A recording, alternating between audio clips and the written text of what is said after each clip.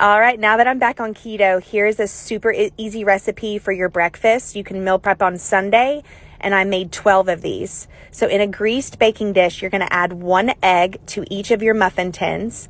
I like to add some fresh ground pepper and some salt to each one.